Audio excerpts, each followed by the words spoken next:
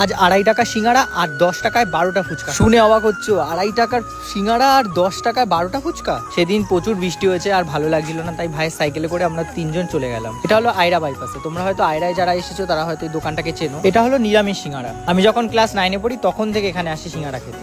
বেশ অনেকদিন পর আসলাম। সিঙ্গাড়ার সাইজগুলো একটু ছোট হলো, সিঙ্গাড়াগুলো মারাত্মক। সাথে একটা করে লঙ্কা দেয়, কিন্তু লঙ্কার সাথে সিঙ্গাড়া খেতে খুব ভালোই লাগে। আবার সাথে স্যালাডও দেয়। সিঙ্গাড়ার দোকানের অপর সাইডেই পেয়ে যাবে সেই ফুচকা। এই জায়গাটা হলো আইরা বাইপাস। ফুচকাগুলোর টেস্টও খুবই ভালো ছিল। আগে 10 টাকায় 16টা ফুচকা দিত। জিনিসপত্রের দামের জন্য এখন 10 টাকায় 12টা ফুচকা। এই দিকটা দিয়ে কুলপুকুর ও জলেশ্বর যাওয়া যায়, আর এখান থেকে বনবনিয়া চৌমাথা যাওয়া যায়। তোমরা আইরা বাইপাসে কেউ আসতে চাইলে অবশ্যই এখানে এসো। ফুচকাগুলোর সাইজ ও টেস্ট একদম পারফেক্ট ছিল।